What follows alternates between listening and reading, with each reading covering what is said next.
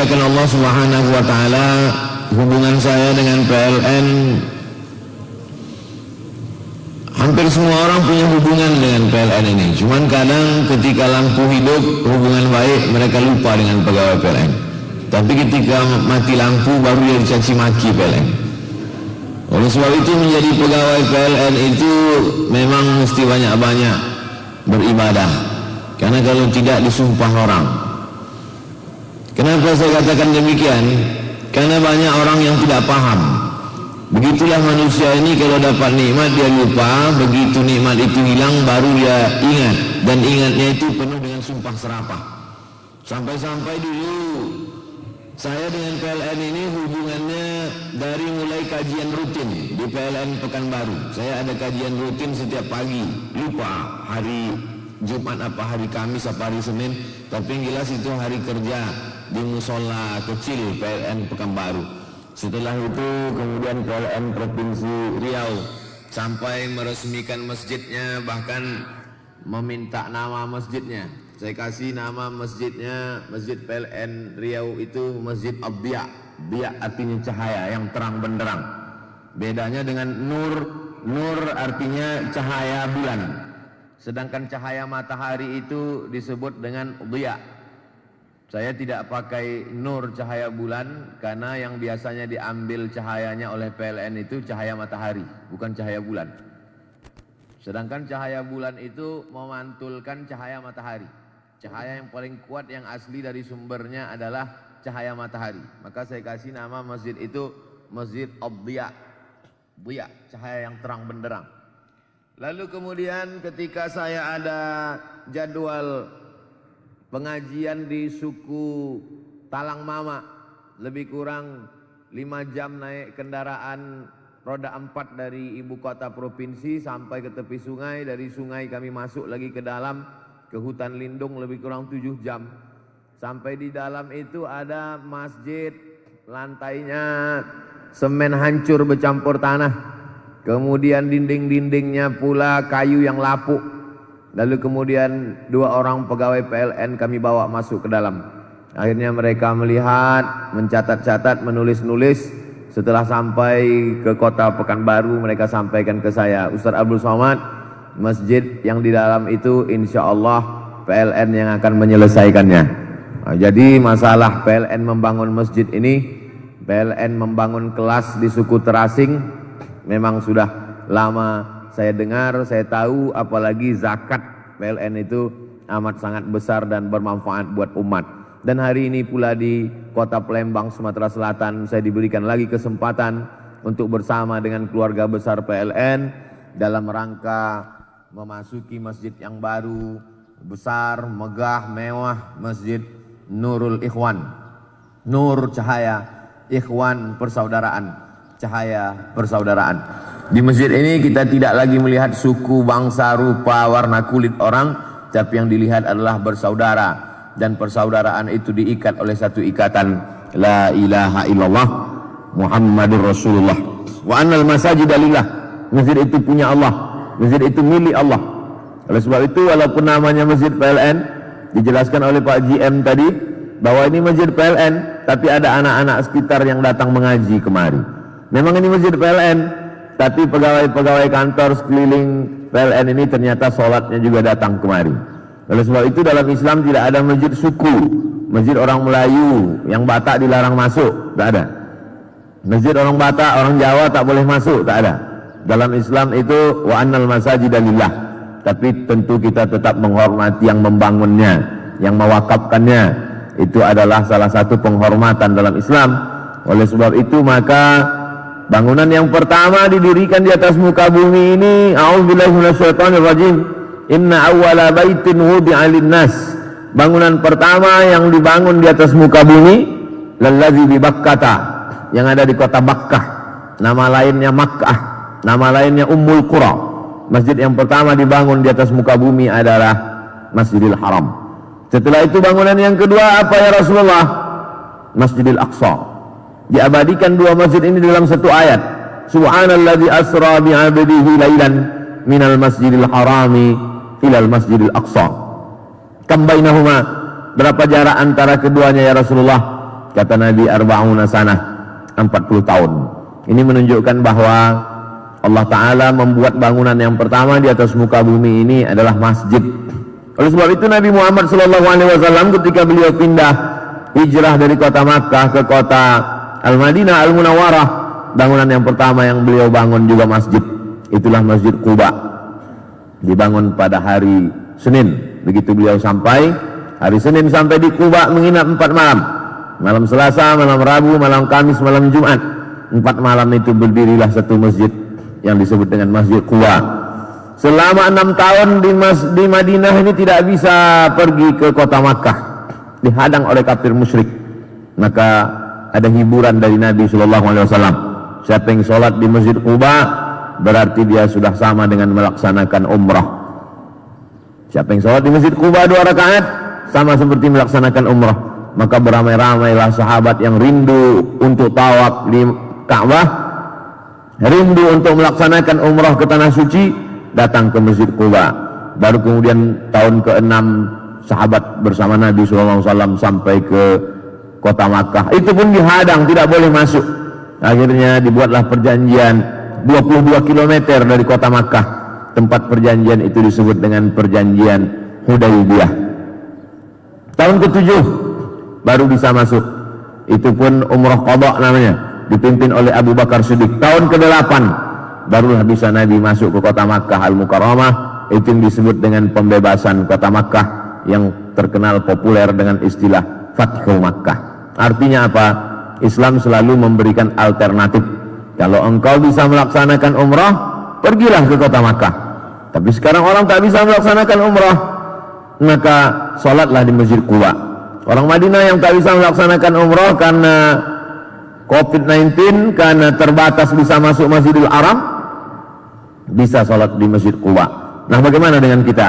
Maka kita yang berada di Palembang, Sumatera Selatan pun tidak berkecil hati, karena kita juga bisa dapat pahala umrah dengan sholat di Masjid Nurul Ikhwan ini. Man sholat subha fi jama'atin, siapa yang sholat subuh berjamaah, summa qa'ada yadhkurullah, duduk berzikir mengingat Allah, hatta tatlu asyam, sampai terbit matahari, summa yusalli rak'ataini, sholat sunat 2 rakaat. Syaratnya 4, sholat subuh berjamaah, duduk berzikir mengingat Allah sampai terbit matahari, sholat sunat 2 rakaat, namanya sholat sunat isyraq. Kata Nabi, kanat lahu ka'ajri hajjatin wa umrah, dia dapat pahala seperti haji dan umrah, tamah, sempurna. Ini menunjukkan Islam tidak menutup satu pintu kebaikan. Makanya kalau ada satu pintu kebaikan yang kita lolos, tidak sempat melakukannya, jangan sedih, ada pintu-pintu yang lain. Man bana masjidan, siapa yang bangun masjid, banallah mislahu baitan fil jannah. Siapa yang membangun masjid, dibangunkan Allah untuknya satu tempat dalam surga. Tak bisa membangun masjid secara pribadi, membangun masjid secara institusi. Ini dilakukan oleh PLN.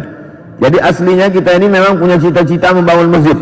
Dalam kepala kita, nasihat kepada anak-anak kita, jangan sampai mati sebelum bangun masjid.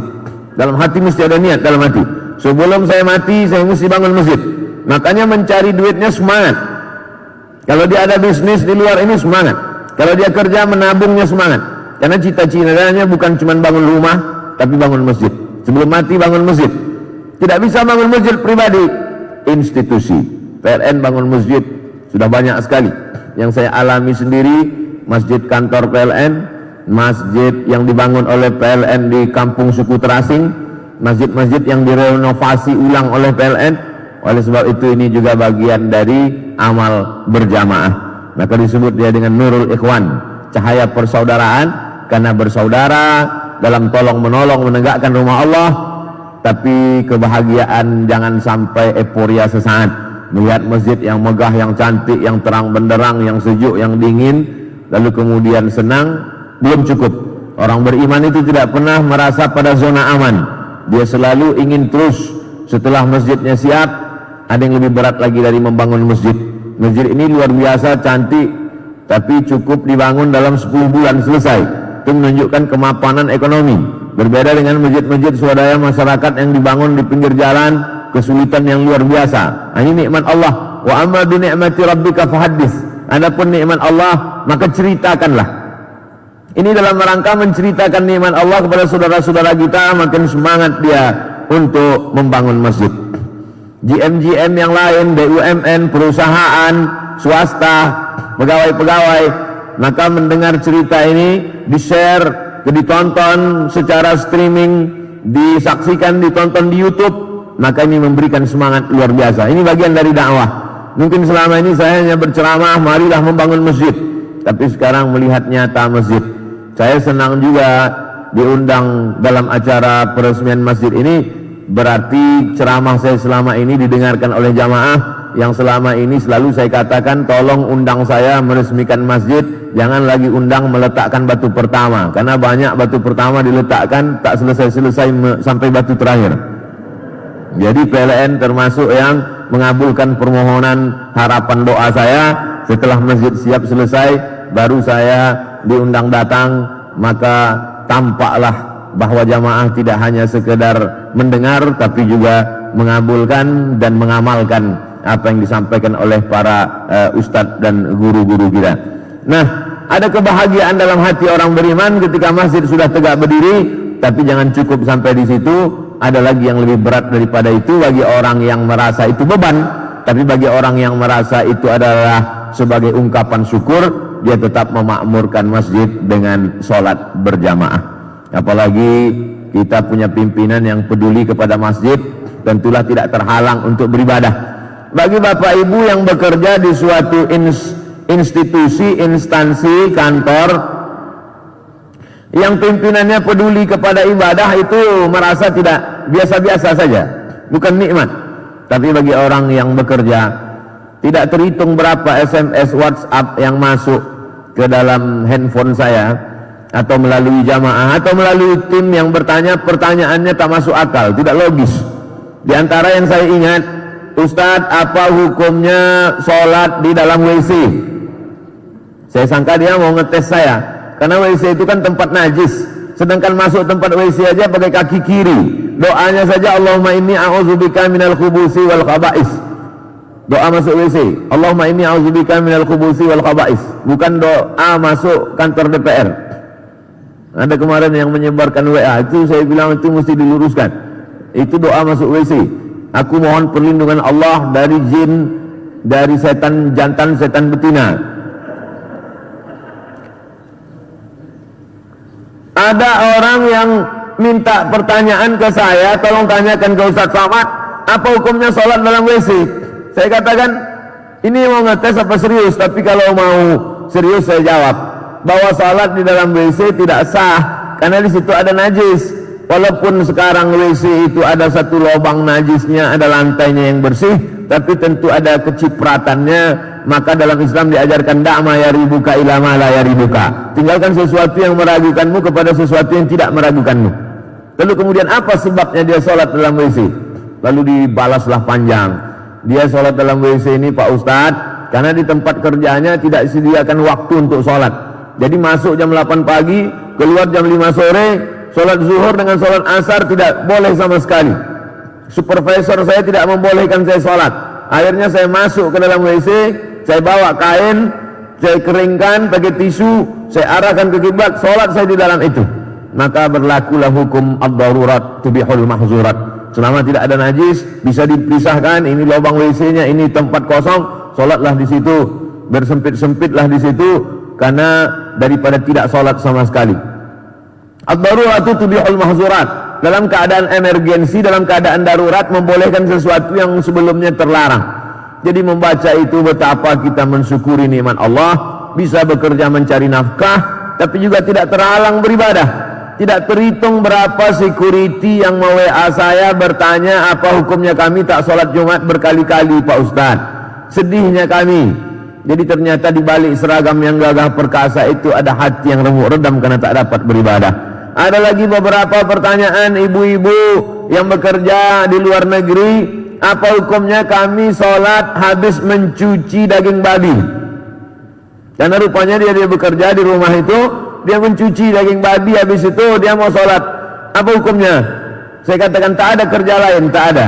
Inilah satu-satunya kerja. Ini kerja bukan untuk cari kaya, hanya untuk cari makan. Lalu saya katakan sebelum berangkat kerja, ambil air tanah, masukkan ke dalam botol, masukkan ke dalam tas, bawalah ke tempat kerjamu. Nanti setelah kau mencuci daging babi itu, lalu siramkanlah ke tangan air tanah itu 1 kali siram, lalu kemudian siram pakai air suci, air mutlak 6 kali, karena disyaratkan dalam Islam mencuci 7 kali, salah satunya dengan air tanah. Setelah itu berwuduklah engkau, setelah berwuduk barulah sholat. Begitulah anak bangsa ini. Di negeri yang begitu hebat hasil alamnya, ternyata masih ada sekelompok saudara kita yang amat sangat sulit mencari makan. Bukan cari kaya, bukan cari uang untuk beli mobil, bukan cari uang untuk bangun rumah, hanya untuk menutupi kebutuhan pokok yang bernama makan. Jadi kalau kita bandingkan dengan itu, datanglah syukur kita kepada Allah. Kerja kita tidak terhalang, ibadah kita pun bisa tidak terhalang. Dengan itu datanglah rasa sayang kita kepada waktu yang sia-sia, tak berguna, tak bermanfaat. Sampai waktu, kata Nabi SAW, yang paling baik itu adalah intizarus shalah ba'da shalah, menunggu salat. Kita yang menunggu salat itu, nampak ada waktu jam menunjukkan pukul sekian, 15 menit sebelum azan kita sudah siap-siap.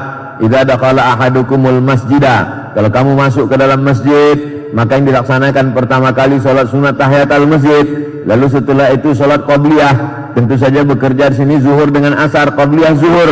Tentang qabliyah zuhur kata Nabi, man shalla isnatai asyarata rakaah, siapa yang sholat 12 rakaat fil yaumi wal lailah, sehari semalam, bunya lahu bihinna baitun fil jannah. Siapa yang sholat 12 rakaat sehari semalam, dibangunkan satu tempat dalam surga. Apa itu yang 12 rakaat? 4 rakaat sebelum zuhur dengan tetap 2 rakaat 1 salam, 2 rakaat setelah zuhur, 2 rakaat setelah maghrib, 2 rakaat setelah isya, 2 rakaat sebelum subuh. Saya ulang sekali lagi, 4 rakaat sebelum zuhur, 2 rakaat setelah zuhur, 2 rakaat setelah maghrib, 2 rakaat setelah isya, 2 rakaat sebelum subuh. Itulah yang dimaksud dengan sholat sunat rawatib yang muakkad, yang kuat. Adapun 6 rakaat lagi rawatib juga, tapi tidak muakkad, tidak begitu kuat. Kita tetap laksanakan 2 rakaat sebelum asar, 2 rakaat sebelum maghrib, 2 rakaat sebelum isya. 6 rakaat kita tetap laksanakan. Ini adalah ibadah-ibadah yang kalau tidak kita sempat-sempatkan. Beribadah ini kalau menunggu sempat tak akan sempat. Nantilah ini sedang sibuk betul, banyak laporan, banyak kerjaan, pemasangan instalasi, menghitung segala macam. Nantilah menunggu waktu luang, ternyata tak akan pernah ada datang waktu luang. Nantilah setelah pensiun, ternyata malaikat maut datang tak menunggu pensiun. Oleh sebab itu maka beribadah ini sempat-sempatkan, beribadah ini luang-luangkan. Adapun prestasi zakat PLN yang luar biasa, saya sudah melihat dengan mata kepala saya. Beberapa kelas dibangun dan saya ikut meresmikannya di suku Akit namanya, dibangun oleh PLN. Kelas dari ibu kota provinsi pergi lagi ke pulau, dari pulau itu naik pompong lagi sampai ke pulau kecil lagi, dibangunkan di situ. Saya tanya, ini dari mana? Ini bantuan dari zakat PLN. Bahwa ada sebagian orang yang meragukan zakat ini, maka sesungguhnya pada zaman dulu ada 3 zakat. Yang pertama zakat perdagangan, karena orang Makkah itu berdagang. Yang kedua zakat pertanian, karena orang Madinah itu bertani. Yang ketiga zakat peternakan, karena orang Badui itu beternak. Inilah 3 zakat pokok waktu itu: berdagang, bertani, beternak. Tapi zaman sekarang ada orang yang tidak berdagang, tidak bertani, tidak beternak. Tidak berdagang, tidak bertani, tidak beternak, tapi penghasilannya lebih besar daripada pedagang, lebih besar daripada petani, lebih besar daripada peternak. Pengacara misalnya, dia duduk di sidang, dalam satu perkara dia dapat 100 juta, 1 miliar. Tukang gambar, arsitek yang menggambar kondominium, bangunan, 1 kali gambar dia bisa mendapat uang ratusan juta. Dokter spesialis misalnya, belum lagi dia berikan obat, belum lagi dia periksa, baru dipegang-pegangnya aja udah 7 juta, 5 juta. Jadi begitu banyak uang yang beredar. Maka wa anfiqu min thayyibati ma kasabtum, keluarkanlah zakat dari hasil usahamu. Dalil umumnya adalah diungkapkan oleh Syekh Yusuf Al-Qardawi dalam fikih zakat, keluarkanlah hasil usahamu. Maka di situ ayatnya umum, segala hasil usaha. Apakah pada zaman dulu sudah ada zakat profesi ini? Ya, zakat profesi sudah diwajibkan oleh para salafus salih. Di antaranya adalah pada masa Umar bin Abdul Aziz. Umar bin Abdul Aziz itu mengutip zakat dari pegawai-pegawai kerajaan. Bahkan tidak hanya dari zakatnya, termasuk juga dari hadiah-hadiah bonus dikeluarkan zakat. Oleh sebab itu zakat ini bukan orang-orang zaman sekarang saja. Ini bukan ijtihad kontemporer, tapi zakat sudah ada, zakat pendapatan ini sudah ada pada zaman salaf. Muawiyah bin Abi Sufyan begitu juga sudah mengutip zakat dari pegawai-pegawai kerajaannya. Oleh sebab itu maka kalau pegawai hari ini dikutip zakatnya, zakat profesi 2,5%, maka sesungguhnya itu mengikut tradisi salaf. Karena Muawiyah itu salaf dan Umar bin Abdul Aziz itu juga salaf. Salaf artinya orang yang hidup 3 abad pertama. Khairul qurun qarni, sebaik-baik abad-abadku. Tsummal ladzina yalunahum, 1 abad sesudah itu. Tsummal ladzina yalunahum, 1 abad sesudah itu. 3 abad pertama ini disebut dengan salaf. Maka di kalangan salaf pun zakat profesi ini sudah ada. Untuk lengkapnya bisa dilihat disertasi berjudul Fikih Zakat yang sudah diterjemahkan ke bahasa Indonesia, tebal hampir 2 kali Al-Quran tebalnya. Fikih zakat di antaranya adalah bercerita tentang zakat profesi ini. Adapun masalah haul yang mesti disimpan dalam setahun, ada 2 pendapat tentang ini. Pendapat pertama mengatakan tidak ada haul, karena hadis tentang haul itu ada periwayatnya yang dhaif kata Imam Ahmad. Maka kalau periwayatnya dhaif, hadis itu dhaif. Kalau hadis dhaif tak bisa jadi dalil hukum. Yang kedua, saya tetap berpegang ada haul. Tapi andai berpegang ada haul mesti disimpan setahun, maka tetap boleh ta'jiluz zakati qabla awaniha. Boleh menyegerakan zakat sebelum waktunya datang. Jadi kalau kita wajib zakatnya itu setelah pegang setahun, maka sebelum sampai setahun boleh kita keluarkan zakatnya duluan.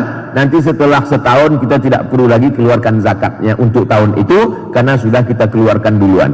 Oleh sebab itu maka Bapak Ibu pegawai karyawan PLN yang mengeluarkan zakatnya sudah dikeluarkannya dalam setahun ini, maka untuk yang tahun itu dia tidak wajib lagi keluarkan zakat setahun karena sudah dikeluarkan duluan. Akan tetapi kalau dia disimpan di bank, lalu kemudian disimpannya itu selama setahun, misalnya untuk saat ini sesuai nisabnya, kalau di bawah 20 keping uang dinar tidak ada zakatnya. Jadi Islam itu agama yang cukup adil, ada ambang batas. Bukan setiap dapat uang lalu ada zakatnya. Maka ditetapkanlah berapa baru wajib zakat, 20 keping uang dinar. Zaman Nabi tidak dipakai uang kertas, uang perak namanya dirham, uang emas namanya dinar. 1 dinar itu beratnya 4,25 gram. Dari mana datang 4,25 gram ini? Zaman Nabi kan tak ada gram. Maka sesungguhnya dinar itu disimpan di museum-museum. Hebatnya agama Islam, mud untuk mengukur takaran zakat fitrah masih ada sampai sekarang. Di Museum Kairo, di Museum Makkah ada. Uang dinar yang 1 logam emas itu 4,25 gram sampai hari ini masih disimpan oleh para ulama dan beratnya itu 4,25 gram. Kalau punya 20 keping uang dinar baru wajib keluar 2,5%. Jadi itulah angka yang ditetapkan oleh ulama fikih ahli zakat. 1 keping 4,25 gram kali 20 keping 4,25 gram kali 20 keping sama dengan 85 gram. 85 gram angka mati, tidak bisa ditawar-tawar. Siapa saja yang memiliki penghasilan setahun 85 gram emas, maka dia, kenapa pakai emas? Karena tidak ada mata uang yang paling stabil di dunia ini kecuali emas. Dolar, kita tahu bagaimana dolar naik turun. Begitu juga dengan mata uang yang lain. Oleh sebab itu mata uang paling stabil emas. Maka patokan yang dipakai 85 gram emas. Jadi harga emas boleh naik turun, tapi 85 gram ini harga mati. Jadi kalau hari ini 1 gram emas 1 juta, 85 gram emas berarti 85 juta. Siapa saja yang menyimpan uang 85 juta dalam 1 tahun, maka dia dikenakan zakat 2,5%. Cara menghitung 2,5%, kalau 1 jutanya itu 25.000, maka 10 juta 250.000, maka kalau ada 100 juta berarti 2,5 juta. Kalau ada 1 miliar berarti 25 juta. Mudah-mudahan semua pegawai PLN punya tabungan 1 miliar. Baru keluar suaranya. Oleh sebab itu, maka zakat yang sudah dikeluarkan dari mulai bulan, kita hitung Zulqa'dah. Ini adalah hari terakhir Kamis bulan Safar. Setelah ini kita pun akan masuk insyaallah hari Ahad, itu hari pertama bulan Maulid. Bulan Maulid, bulan Rabiul Awal.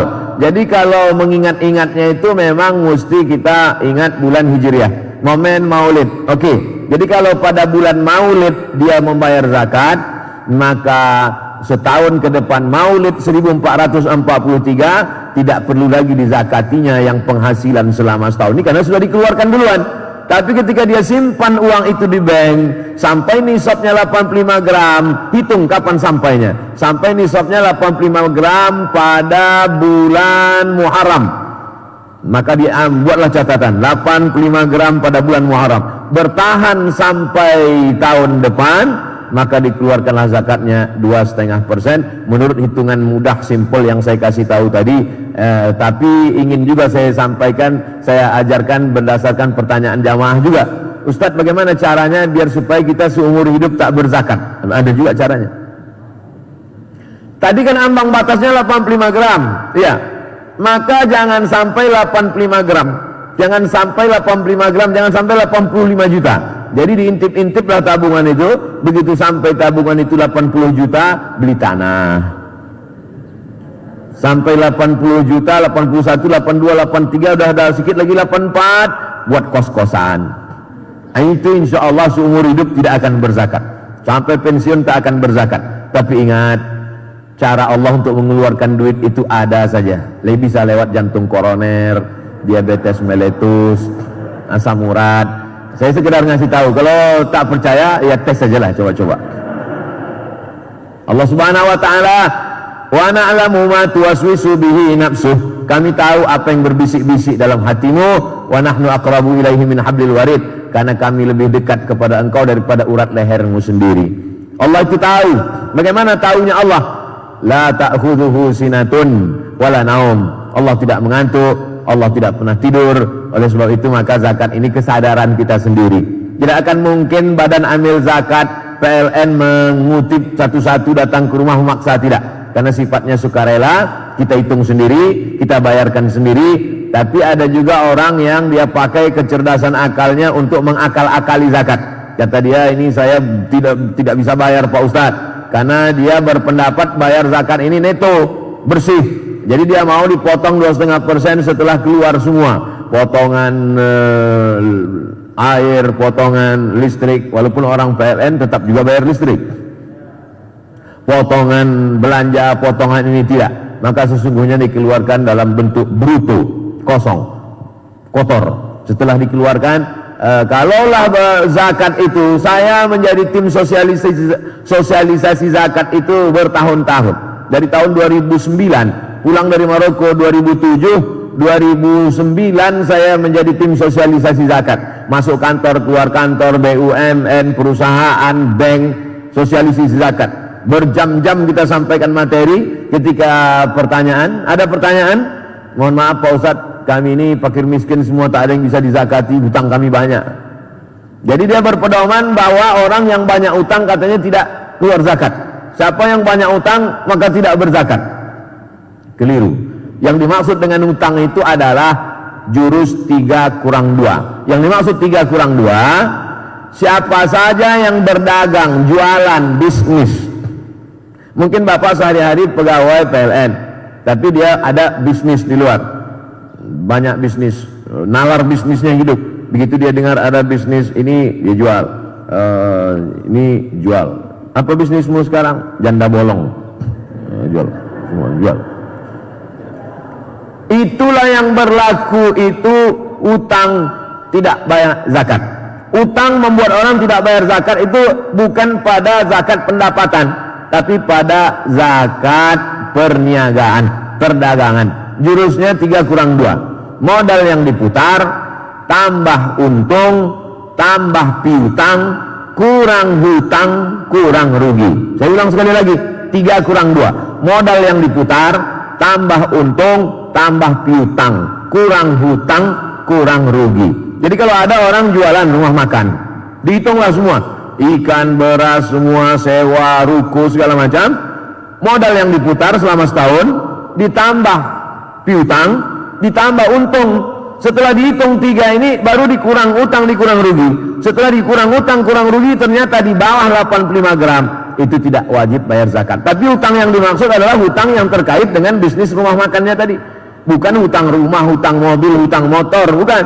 Karena kalau dihitung semua hutang, tidak ada orang di Indonesia ini yang bebas hutang. Karena memang hutang ini udah jadi tren sekarang. Semua orang berhutang, semua diutang. Rice cooker pun hutang, kompor pun hutang. Satu-satunya yang lunas di rumah itu bininya aja. Itulah yang lunas, karena diwajibkan Pak Kua. Lain daripada itu hutang. Oleh sebab itu yang dihitung hutang itu adalah hutang yang terkait dengan bisnis perniagaannya itu saja. Adapun tentang masalah zakat pendapatan, maka hutang piutang tidak berpengaruh. Maka keluarkanlah. Ini kan peresmian masjid Pak Ustaz. Kenapa Ustaz cerita zakat? Karena setiap cerita salat pasti Allah bercerita zakat. Wa aqimus shalah wa atuz zakah. Alladzina yuqimuna shalah wa yutuna zakah. Alif lam mim. Dzalikal kitabu la raiba fihi hudal lil muttaqin. Alladzina yu'minuna bil ghaibi wa yuqimuna shalah wa mimma razaqnahum yunfiqun. Mereka menunaikan salat dan mengeluarkan zakat dari harta yang sudah kami berikan kepada Allah, kepada manusia itu, kata Allah Subhanahu wa taala. Orang yang tidak berzakat, salatnya tak diterima Allah. Karena salat itu isinya doa. Rabbi firli warhamni wajibni warfa'ni warzuqni wahdini wa'afini wa'fu anni. Allahumma firli ma qaddamtu wa ma akhartu wa ma asrartu wa ma alantu wa ma asraftu wa ma anta a'lamu bihi minni antal muqaddimu wa antal muakhiru. La ilaha illa anta subhanaka inni kuntu minaz zalimin. Allahumma hdini fiman hadait wa afini fiman afait wa tawallani fiman tawallait. Doa di salat itu tidak diterima Allah gara-gara tidak membayar zakat. Ada kata Nabi sallallahu alaihi wasallam, rajulun, seseorang, as'as, rambutnya kusut, albar, rambutnya berdebu, yamuddu yadayhi ila sama, tangannya ditengadahkannya, diangkatnya ke langit. Lalu dia berkata kepada Allah, ya Rab, ya Rab. Tapi doanya tak dikabulkan Allah. Kenapa doanya tak dikabulkan Allah? 4 sebab. Mat'amuhu haram, makanannya haram. Masrabuhu haram, minumannya haram. Malbasuhu haram, pakaiannya haram. Wa ghudhiya haram, disuapkannya makanan haram dan dia menerima makanan haram. Makanan haram. Ini makanan ini halal semua. Kenapa disebut Arab? Makanannya halal tapi dibeli dari uang haram. Oleh sebab itu di PLN saya tidak ragu sedikit pun untuk memakan makanannya, karena mereka semuanya berzakat. Kalau di kantor-kantor lain agak ragu juga sedikit. Tapi di kantor PLN kita tahu, sudah lama berkenalan, sudah melihat hasilnya lah nyata bahwa zakat itu dibangunkan ke masjid, dibangunkan ke sekolah. Oleh sebab itu yang selama ini pegawai PLN tidak hanya di Palembang, saya bicara ini dalam nasional karena ini acaranya di streamingkan ke seluruh pegawai PLN dimanapun berada, bil khusus Palembang, bil khusus Sumatera Selatan, secara umum Sumatera dan Kalimantan, secara umum seluruh Indonesia. Maka yang masih ragu-ragu lagi tentang zakatnya, bayarlah zakat. Sehingga nanti di akhirat kalau ditanya Allah Subhanahu wa taala, hai pegawai PLN, kenapa kau tak bayar zakat? Karena Ustaz Abdul Somad waktu meresmikan masjid, dia cerita masjid aja, tak ada cerita zakat. Sudah kuceritakan ya Allah, sudah kusampaikan ya Allah. Kalau tak juga mereka mau dan masih mencari-cari alasan. Karena sesungguhnya kita mengaji ini adalah sebagai panduan untuk beramal. Kita mengaji ini adalah untuk mencari kebenaran, bukan untuk mencari pembenaran. Sekarang banyak orang memilih-milih mazhab hanya untuk membenarkan apa yang ada dalam dirinya. Ustaz Somad, apa hukumnya kalau akikah anak seekor kambing anak laki-laki? Kalau menurut mazhab Syafi'i, anak laki-laki 2 ekor kambing. Tapi kalau menurut mazhab Hanafi, anak laki-laki 1 ekor kambing. Ah, kalau gitu saya Hanafi aja lah Pak Ustaz. Kamu ini mau mengaji atau mau mencari mudah-mudahnya saja? Oleh sebab itu maka kita mengaji ini adalah, kalau diimbang-imbangkanlah antara nikmat Allah Subhanahu wa taala, tak dapat kita hitung, tak dapat kita bayar. Berapa tetesan darah yang dicuci oleh buah pinggang, berapa denyut jantung. Kita baru tahu nikmat itu kalau dia sudah hilang dari diri kita. Oleh sebab itu pergilah ke rumah sakit, tengoklah orang yang operasi cangkok jantung, tanyakanlah orang bagaimana katup jantung, lihatlah orang bagaimana mencuci darah, keluar dari badan, masuk ke dalam selang, masuk ke dalam mesin, 5 jam, 9 jam berada di rumah sakit. Sakitnya tak terkatakan lagi, duitnya, waktunya. Oleh sebab itu ketika kita diberikan Allah kesehatan ini, nikmat Allah dia titipkan kepada kita. Oleh sebab itu maka bayarlah zakat. Ini yang paling tinggi. Apakah setelah zakat itu kita tidak memberikan yang lain? Kita berikan yang lain. Alhamdulillah tadi penyerahan yang luar biasa kepada anak yatim, kepada guru mengaji. Ini yang disebut dengan sedekah. Karena Allah Subhanahu wa taala sudah membagi, ada kotak-kotaknya. Ada kotak yang wajib namanya zakat, tapi ada kotak yang sunat namanya infak dan sedekah. Tapi Allah Maha Adil, yang bisa kasih duit namanya infak, yang tak bisa kasih duit namanya sedekah. Sedekah itu lebih ringan, lebih di bawah lagi daripada infak. Kasih duit, kasih semen namanya infak. Tapi kalau kasih bukan materi namanya sedekah. Makanya senyum itu disebut dalam hadis sedekah. Tabassumika fi wajhi akhika sedekah. Senyummu ke wajah saudaramu adalah sedekah. Tapi zaman sekarang sedekah senyum pun payah karena pakai masker. Tak tahu dia entah senyum tak apa, tiba-tiba keluar aja suara. Oleh sebab itu maka Allah Ta'ala Maha Adil, likulli sulama minkum sedekah. Di setiap tulang-tulang sendi ini ada sedekah. Jadi tukang-tukang kita yang membangun masjid ini, nampaknya duit dia tidak keluar, tapi tetes 10 keringat dia, walaupun dia dapat upah, dapat gaji dari PLN, maka sesungguhnya kalau dia ikhlaskan kepada Allah Subhanahu wa taala, kalau dia beramal, itulah pentingnya niat. Jadi apa yang membedakan orang beramal dengan tak beramal? Adanya niat. Innamal a'malu binniyat wa innamal likulli imri'in ma nawaa. Orang itu akan dinilai sesuai dengan niatnya. Dia tukang berangkat dari rumah, pergi kemari untuk kerja, memasang lantai, memasang kubah, memasang lampu, maka sesungguhnya kalau niatnya hanya untuk kerja cari duit, duit itu yang dia dapat. Tapi kalau dia niatkan untuk bersedekah, sedekah bukan dengan materi tapi dengan keringatnya, dengan tetes peluhnya, dengan kerjanya, dengan tenaganya, maka dia dapat dua-duanya, mengalir juga pahalanya untuk dia. Oleh sebab itu maka amal yang besar ini, maka setiap GM, setiap pimpinan, setiap pegawai, setiap karyawan, setiap direktur mesti berpikir dalam kepalanya, kalau saya tugas di sini 3 tahun, 5 tahun, apakah saya buat masjid baru? Apakah saya membuat panti baru? Apakah saya membantu anak yatim fakir miskin? Atau merenovasi masjid yang lama menjadi baru? Atau menaikkan masjid yang di bawah yang sebelumnya kalau hujan sedikit saja banjir naik ke atas? Alhamdulillah, masjid ini naik ke atas, yang di bawah kendaraan. Alhamdulillah. Oleh sebab itu maka nikmat besar ini mesti di-share, mesti disampaikan ke orang lain. Kalau tidak, maka dalam Islam kita hanya sekedar untuk diri kita saja. Orang yang paling rugi adalah orang yang pernah hidup, pernah berjalan di atas muka bumi, pernah bernapas, pernah dikasih Allah SWT nikmat kerja halal, pernah diberikan Allah SWT sebagian harta, pernah dijadikan Allah Ta'ala punya jabatan, tapi tak pernah dipakai untuk menolong agama Allah Subhanahu wa taala. Itulah manusia, makhluk yang paling rugi. Allah Ta'ala mengatakan mereka yang tak menggunakan telinga, tak memakai mata, tak memakai hati, tak memakai pikiran ini, ulaika kal an'am. Mereka ini macam binatang, kata Allah Subhanahu wa taala. Karena kalau pekerjaan ini kalau kita peturutkan tak ada selesainya. Pagi selesai datang petang, petang tak selesai datang malam, malam tak selesai datang besok pagi. Habis itu segera mati, lupa. Hidup ini macam mimpi saja. Hidup ini macam mimpi. Yang baru sadar nanti bahwa dia sudah terjaga ketika sudah mati. Ketika manusia ini mati, keluar roh dari jasad, barulah dia sadar rupanya dia selama ini hanya mimpi panjang. Apa mimpinya? Mimpi jadi pegawai PLN. Berapa banyak orang yang termimpi-mimpi sangat ingin jadi pegawai PLN. Di antaranya protokol kita tadi, sangat ingin jadi pegawai PLN. Berapa orang yang ikut tes tak lulus jadi pegawai PLN. Tapi orang tidak bersyukur kalau dia tidak mengetahui niat baik orang. Dia tak bersyukur kalau dia tidak pernah gagal. Oleh sebab itu kenikmatan besar ini mesti disyukuri. Cara mensyukurinya bagaimana? Kata Nabi SAW, man lam yaskurin nas lam yaskurillah. Orang yang tidak berterima kasih kepada manusia, maka dia tak bersyukur kepada Allah. Banyak-banyak berterima kasih kepada manusia. Bagaimana mensyukuri nikmat ini? Mensyukuri dengan lidah, banyak-banyak berzikir, bertasbih, bersolawat. Bagaimana mensyukuri dengan tangan? Gunakan tangan untuk melaksanakan ibadah kepada Allah.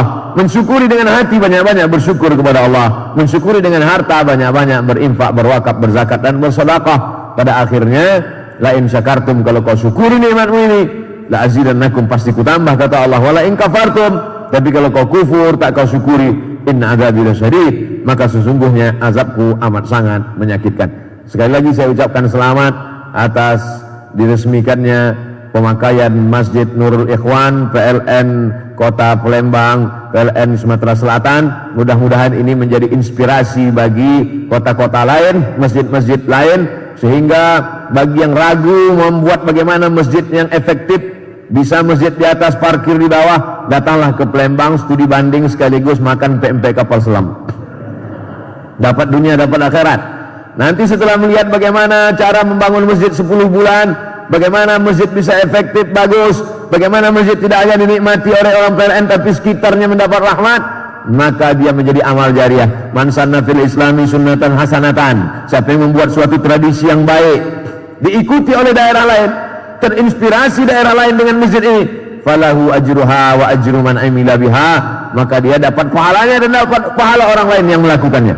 Datang orang Papua kemari, datang orang Sulawesi kemari, datang orang Aceh kemari, dia buat sama macam ini di tempat dia. Kalau begitu ruang ini sempit, tak ada tempat parkir, kami buat parkir di bawah, masjid di atas.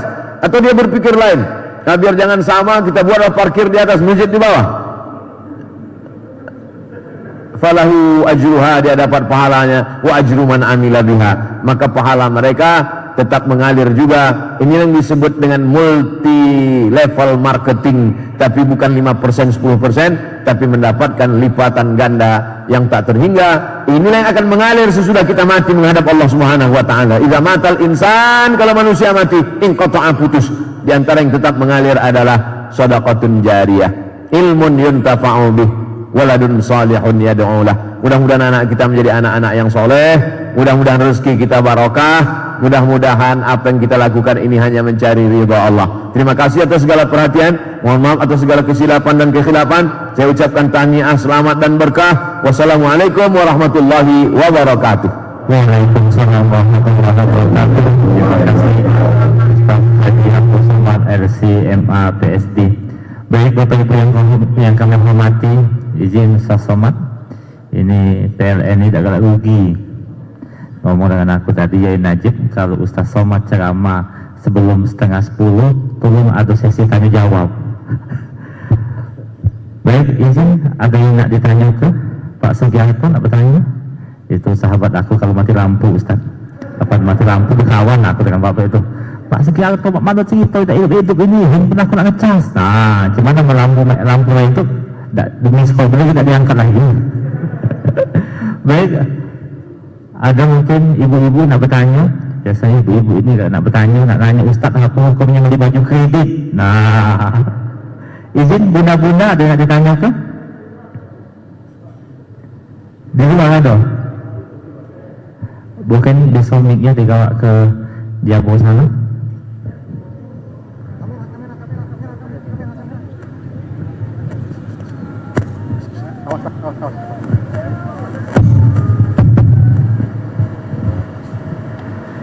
Assalamualaikum warahmatullahi wabarakatuh. Waalaikumsalam warahmatullahi wabarakatuh. Bapak Ustadz yang terhormat, saya mau tanya, karena saya punya cita-cita untuk membuat yayasan sosial atau semacam panti asuhan dan sudah siap lahannya. Apakah boleh zakat penghasilan saya itu saya simpen untuk ngumpulin supaya saya bisa bangun tempat tersebut? Demikian, terima kasih. Wassalamualaikum warahmatullahi wabarakatuh. Waalaikumsalam warahmatullahi wabarakatuh. Dalam masalah ini ada dua pendapat. Pendapat pertama, pendapat yang amat sangat ketat. Zakat tidak boleh keluar dari 8 asnaf. Innamas shadaqatu lil fuqara. Zakat hanya boleh untuk fakir, wal masakin, miskin, wal amilina 'alaiha, amil zakat, wal mu'allafati qulubuhum, mu'allaf baru masuk Islam, wa fir riqab, hamba sahaya yang mau memerdekakan diri, wal gharimin, orang yang dililit utang, wa fi sabilillah, untuk perang melawan Israel, wa ibni sabil, dan orang yang putus belanja waktu musafir. Maka pembangunan panti asuhan tadi tak masuk dalam 8 asnaf. Jadi nanti kalau ada ustadz mengatakan uang zakat tak boleh untuk panti, uang zakat tak boleh untuk masjid, uang zakat tak boleh untuk beasiswa, ini pendapat yang pertama yang amat sangat ketat. Ini pendapat pertama. Pendapat yang kedua itu pendapat Imam Fakhruddin Ar-Razi. Nama kitabnya Tafsir Mafatihul Ghaib atau disebut Tafsir Al-Kabir. Imam Fakhruddin Ar-Razi meninggal 606 Hijrah. Pendapat dia ini dikutip oleh ulama Al-Azhar namanya Syekh Atiyah Sokar. Ditulis dalam kitab namanya Fatawa Al-Azhar, Fatwa Al-Azhar Kairo Mesir. Di situ dikatakan bahwa kata Imam Fakhruddin Ar-Razi subulullahi katsiratun. Di antara yang 8 itu ada salah satu namanya fisabilillah. Sabilillah itu tidak hanya perang. Sabilillah itu tidak hanya untuk beli tombak, beli pedang, beli tank, beli baju besi untuk melawan orang kafir. Tapi yang dimaksud sabilillah di situ adalah semua jalan untuk mengagungkan agama Allah. Di situ diberikan contoh oleh Syekh Atiyah Sokar, andai ada suatu masjid. Masjid ini berseberangan dengan kampung. Antara kampung dengan masjidnya ada jembatan. Lalu tiba-tiba jembatannya roboh. Maka duit zakat boleh dipakai untuk membangun jembatan. Kenapa? Karena membangun jembatan itu juga sabilillah untuk mengantarkan orang kampung ke masjid. Sampai begitu. Oleh sebab itu maka pemerintah Malaysia memberikan zakat 6.000 ringgit dulu. Kawan saya di Malaysia dapat zakat 6.000 ringgit setahun dari kerajaan. Jadi zakat mereka per kerajaan. Kerajaan Perlis, Kerajaan Terengganu, Kerajaan Selangor. Itu setiap kerajaan memberikan zakat yang bervariasi. Kebetulan kawan ini dapat zakat setahun 6.000 ringgit kali 3.000 18 juta kali 3.500 lebih kurang 20 juta setahun. Abdul Somad 4 tahun di Mesir seperak haram dapat zakat. Jadi saya mau menjelaskan pendapat yang kedua ini lebih longgar. Zakat itu bisa dipakai untuk beasiswa, zakat bisa dipakai untuk bangun jembatan, zakat bisa selama terkait dengan agama. Jadi kalau dipakai pendapat yang kedua, ibu bisa menyimpan duit ibu, lalu kemudian ibu belikan. Kenapa? Karena itu terkait dengan anak-anak juga yang tak mampu, nanti terkait dia akan menolong agama. Subulullahi katsiratun. Itulah dua pendapat. Saya selalunya kalau menjawab suatu pertanyaan itu tidak memaksa untuk satu pendapat. Saya ceritakan dua-duanya, silakanlah pilih. Tapi menurut hemat saya, sebaiknya untuk panti asuhan baiklah digalang penggalangan dana dalam bentuk infak atau sedekah. Kenapa? Untuk keluar dari khilaf. Kalau ada suatu ikhtilaf, maka kaedahnya al-khuruf minal khilafi aula. Keluar dari ikhtilaf lebih utama. Buat penggalangan dana, pembangunan panti yatim, karena orang yang mendustakan anak yatim, orang yang menyia-nyiakan anak yatim, itulah pendusta agama, kata Allah. Ara'aital ladzi yukadzibu biddin? Tahukah kamu siapa itu orang yang mendustakan agama? Pendustaan agama bukan orang yang pakai sabu-sabu. Pendustaan agama bukan orang yang buka aurat. Fadzalikal ladzi yad'ul yatim. Mereka yang menyia-nyiakan anak yatim, wala yahuddu ala ta'amil miskin. Tidak memberi motivasi untuk mengasih makan fakir miskin. Oleh sebab itu usaha ibu sudah baik, tanahnya sudah ada, jamaah PLN, jamaah yang ada mendengar jamaah ceramah ini, tinggal membuat penggalangan dana, membantu mudah-mudahan berdiri panti yatim sehingga kita tidak tergolong orang yang mendustakan agama. Mudah-mudahan niat baiknya sampai insyaallah. Amin ya rabbal alamin. Demikian, wallahu a'lam. Baik, terima kasih. Nah, sudah dua pendapat akademik ini untuk ke MC dapat. Baik, silakan. Ya, tunggu Bici. Assalamualaikum warahmatullahi wabarakatuh. Saya ingin tanya Pak Ustaz, jadi yang pertama, sholat sunat subuh itu katanya dunia dan sisinya. Terus kalau kita sholatnya di rumah itu sama nggak? Itu pertama. Yang kedua, wudhu. Kalau wudhu kita sudah wudhu, terus menyentuh istri kita, apakah itu batal Pak Ustaz? Terima kasih. Wassalamualaikum warahmatullahi wabarakatuh.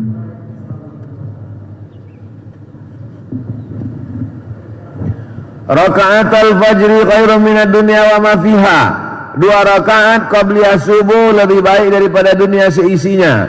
Disebut dia dengan rakaat al-fajri, disebut dia dengan rakaat qabliyah subuh. Bagi yang pakai usolli sunnatas subuhi rakaataini qabliyatan. Waktunya dari azan sampai ke iqamat. Jadi kalau bangunnya itu sudah azan subuh, dia di rumah, apakah dia langsung sholat subuh atau qabliyah subuh? Qabliyah subuh dulu. Andai terbangunnya itu sudah terlambat, apakah hilang waktu qabliyah? Tidak. Andai dia di masjid, masuk ke dalam masjid, tiba-tiba iqamat. Qad qamatis salatu, qad qamatis salah. Allahu akbar, Allahu akbar, la ilaha illallah. dia langsung salat subuh. Setelah salat subuh dia qabliyah subuh, qada diganti qabliyah subuh. Satu-satunya salat qabliyah yang diganti Nabi adalah qabliyah subuh. Saking pentingnya qabliyah subuh. Rakaat pertama ayatnya qul ya ayyuhal kafirun. Rakaat kedua ayatnya qul huwallahu ahad. Imam Muslim dalam kitab Sahih Muslim membuat satu bab khusus. Waktunya dari azan sampai iqamat. Jumlahnya 2 rakaat. Ayatnya kuliah dengan kulhu. Keutamaannya lebih baik daripada dunia dan seisinya. Kalau qabliyahnya saja lebih baik daripada dunia dan seisinya, apalagi sholat subuhnya. Jadi dilaksanakan di rumah hukumnya boleh. Qabliyah itu tidak hanya di masjid saja. Lau ya'lamuna ma fil atamati was subhi. Seandainya mereka tahu pahala salat subuh berjamaah dengan salat isya berjamaah, la atauhu mahabwan. Mereka akan datang walaupun merangkak. Kenapa mereka tak tahu? Karena Allah tak kasih tahu. Allah mau kasih surprise bagi mereka yang datang salat subuh berjamaah. Ini tentang qabliyah subuh. Yang kedua tentang bersentuhan laki-laki dengan perempuan yang tak mahram. Istri itu mahram karena nikah, tapi dia tidak mahram karena nasab. Yang dimaksud di sini mahram nasab. Apa beda mahram nasab dengan mahram nikah? Mahram nasab tak ada syahwat, tak ada nafsu. Orang dengan anaknya, kalau ada orang bernafsu dengan anaknya, ikat biar kami bawa ke panti sakit jiwa. Jadi nanti kalau ada orang mengatakan itu kan istrimu, istrimu itu kan mahrammu, maka tak batal wudu'mu. Yang dimaksud mahram di sini bukan mahram nikah, tapi mahram nasab. Yang tak batal itu dengan anak, dengan emak, dengan adik emak, dengan perempuan yang mahram karena nasab tadi, bukan karena mahram karena nikah. Nah, setelah jelas itu, setelah jelas mahramnya beda, baru saya jelaskan menurut mazhab. Menurut mazhab Hanafi, mazhab yang paling tua dulu, namanya Imam Abu Hanifah, mazhabnya Hanafi, tinggalnya di Kufah, Irak sekarang, meninggalnya tahun 150 Hijrah. Menurut mazhab Hanafi, bersentuhan laki-laki dengan perempuan tidak batal wudu, karena makna ayat aula mastumun nisa. Kalau kamu menyentuh perempuan, makna menyentuh di situ makna menyentuh di situ jima, bukan sentuh kulit. Tapi karena bahasa Quran itu tidak vulgar, bahasa Quran itu tidak porno, maka dia tidak katakan jima, dia katakan menyentuh. Tapi makna menyentuh di situ jima. Jima baru batal wudu. Kalau sekedar menyentuh tak batal menurut Hanafi. Itu makanya orang India, Pakistan, Bangladesh banyak dia menyentuh-nyentuh di Masjidil Haram waktu dia tak batal karena mazhab Hanafi. Mazhab Hanafi itu yang paling banyak di dunia ini. Turki, India, Pakistan, Bangladesh, Kufah, Irak. Mazhab yang kedua Maliki, nama imamnya Malik bin Anas, tinggalnya di Madinah, makamnya di Baqi samping Masjid Nabawi. Meninggal tahun 179 Hijrah. Menurut mazhab Maliki, bersentuhan laki-laki perempuan yang tak mahram batal kalau ada syahwat. Kalau tak ada syahwat tak batal. Bersahwat baru batal, tak bersahwat tak batal. Yang ketiga mazhab Syafi'i, nama imamnya Muhammad bin Idris, makamnya di Mesir, di Kairo, meninggal tahun 204 Hijrah. Menurut mazhab Syafi'i, asal bersentuh laki-laki perempuan, mau bernafsu tak bernafsu batal, bernafsu tak bernafsu batal wudu. Abdul Somad pilih pendapat mazhab Syafi'i. Kenapa pendapat itu yang Ustaz pilih? Karena saya dari kecil belajar mazhab Syafi'i, di sekolah belajar mazhab Syafi'i, di Mesir belajar mazhab Syafi'i, dan menurut saya pakai mazhab ini lebih selamat. Lebih selamat apanya Pak Ustaz? Misal saya berwudu dari rumah, pergi undangan ke hotel, sampai di hotel mengucapkan selamat ke mempelai, selamat ya, selamat. Saya udah jaga, tapi yang perempuan itu disentuhnya ujung jari saya. Lalu kemudian saya sholat, Allahu Akbar. Datang setan berbisik, Abdul Somad, wudu kau batal. Kata saya, tidak, aku tak bernafsu. Kata setan, ada sikit gitu. Dan berkata-kata dalam pikiran. Tapi kalau saya pergi ke toilet, saya berwudu lagi, saya ulang wudu, saya sholat, maka hilang itu semua, hilang kata-kata. Itu makanya mazhab Syafi'i itu dikatakan asyaddu ihtiyatan, tingkat kehati-hatiannya lebih tinggi. Mazhab Syafi'i itu tingkat kehati-hatiannya lebih tinggi, di antaranya dalam masalah wudu ini. Yang kedua masalah imsak waktu subuh. Mazhab Maliki tak ada imsak. Saya tinggal di Maroko, mazhab Maliki. Maliki itu yang paling banyak, mazhab Maliki Tunisia, Aljazair, Maroko, Mauritania, Andalusia, Irak, sebagian Mesir. Banyak mazhab Maliki. Dalam mazhab Maliki tidak ada imsak. Jadi kulu makanlah, wasrabu minumlah sampai azan. Allahu Akbar, Allahu Akbar. Jadi kami di Maroko tidak ada itu sirine imsak. Jadi kami makan aja, makan, tiba-tiba azan, mulut berisi. Mazhab Syafi'i tidak begitu. 50 ayat sebelum azan ada imsak. Jadi waktu itu belum ada jam, maka dipakai 50 ayat. Setelah dihitung-hitung 50 ayat itu diagak-agak lebih kurang 10 menit. Itulah maka ada imsak di tempat kita. Kalau hidup lampu. Tingkat kehati-hatiannya lebih tinggi. Setelah bersih mulut, gosok gigi, baru kemudian terdengar azan. Jadi lebih hati-hati sehingga tidak ada was-was. Demikian. Allahu a'lam. Baik, silakan Ibu.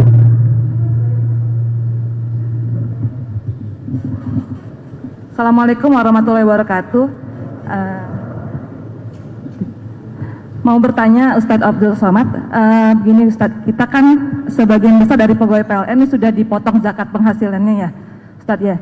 Nah mungkin sebagian besar dari kita misalnya bisa menyimpan dari tabungan yang dari penghasilan yang kita sisihkan itu berupa tabungan, apakah itu berupa tabungan di bank ataupun emas. Nah apakah itu ketika sudah mencapai nisabnya lagi 85 gram, apakah itu kita juga wajib kembali untuk mengeluarkan zakatnya atau seperti apa Ustadz? Terima kasih. Assalamualaikum warahmatullahi wabarakatuh. Waalaikumsalam warahmatullahi wabarakatuh. Sekarang kita cerita teknis. Berarti tak masuk yang tadi itu. Kita hitung mudah dari Januari lah ya. Januari, kita hitung mudah dari Rabiul Awal, bulan Maulid. Rabiul Awal 1442, yaitu bertepatan nanti dengan November, sudah keluarkan zakatnya. Kebetulan ibu dapat 10 juta. Amin. Banyak yang tak setuju. 10 juta 250 ribu, 10 juta 250 ribu, 10 juta 250 ribu, 10 juta 250 ribu. Dari November, dari Rabiul Awal November. Maka Rabiul Awal garis miring November 2021, yang 120 juta kotor tadi tidak dikeluarkan lagi zakatnya karena sudah dikeluarkan duluan. Sudah dipakai untuk biaya anak sekolah, untuk itu, untuk ini. Yang kalau kotornya itu 120 juta karena 1 bulan 10 juta, maka tinggal berapa di situ, tidak ada lagi zakatnya karena sudah dikeluarkan duluan. Oleh sebab itu catatannya mesti 2. Tapi kemudian ibu, bapak, tuan-tuan, ada tabungan. Maka yang pendapatan setahun tadi menggabung ke tabungan. Berapalah sisanya dari bayar itu, bayar ini, makan itu, makan ini, habis tersisa misalnya 30 juta. Ternyata di dalam tabungan itu ada 70, tambah 70 tambah 30, maka menjadi 100. Yang tabungan itulah yang dihitung dalam simpan per tahun. Kapan mulai menghitung startnya itu? Setelah dia mencapai nisab 85 gram kali sejuta, 85 juta. Jadi misalnya ada uang tersimpan yang bukan termasuk yang setahun yang sudah dikeluarkan tadi. Ada uang tersimpan di situ sekitar 70 atau seberapa, belum ada zakatnya karena baru 70. 80 belum juga ada zakatnya. Begitu mencapai ambang batas 85, 85, catat kapan dia mencapai 85. Mencapai 85 kebetulan pas 1 Idul Fitri. 1 Idul Fitri 85. Simpan setahun barulah keluar zakatnya. Ini tentang masalah tabungan. Selesai masalah tabungan. Kalau begitu ada dua catatan. Ada gaji yang dikeluarkan duluan, ada tabungan uang simpanan yang memang tidak diganggu-ganggu. Pertanyaan yang kedua tentang emas. Bapak ibu yang menyimpan emas dalam bentuk batangan, emas antam atau mini gold atau dalam bentuk dinar yang bukan perhiasan, maka dikeluarkan zakatnya 2,5% setelah disimpan selama setahun.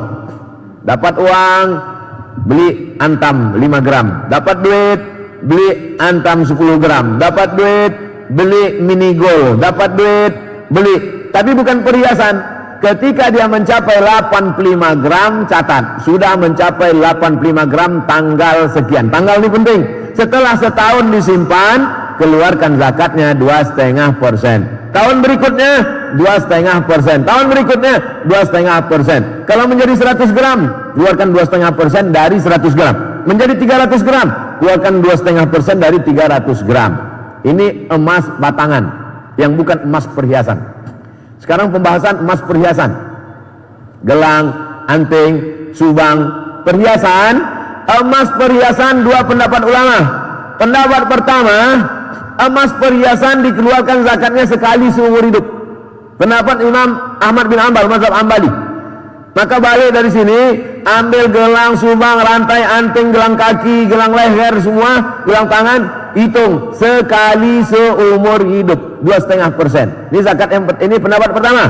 Pendapat yang kedua, pendapat kedua mengatakan perhiasan emas tidak ada zakatnya sampai nisabnya 200 keping.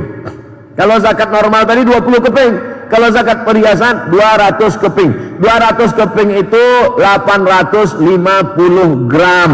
850 gram itu sekilo kurang seon setengah. Jadi kalau ada anting-anting ibu beratnya sekilo kurang seon setengah,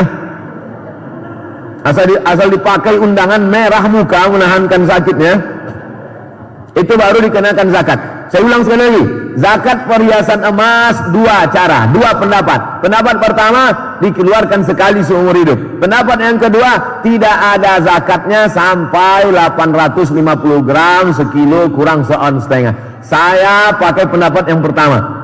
Saya condong pada pendapat yang pertama, keluarkan zakatnya sekali seumur hidup. Tapi kalau banyak, keluarkan tiap tahun. Cobalah hitung di rumah sendiri, kalau emasnya banyak, sekilo 2 kilo, nah itu keluarkan setiap tahun. Tapi kalau emasnya sedikit, keluarkan sekali seumur hidup. Karena kalau ditunggu sekilo kurang seon setengah, tak akan seumur hidup tak bayar zakat. Wallahu a'lam. Jelas kan? Wallahu a'lam bishawab. Baik, Bapak Ibu yang kami hormati, untuk menutup rangkaian acara kita pada pagi hari yang berbahagia ini, marilah kita berdoa sejenak, kembali berkenan yang sama-sama kita banggakan Ustadz Haji Abdul Somad untuk memimpin doa. Dipersilakan. Ala hadhihi niyah wa kulli niyatin salihah, al-Fatihah.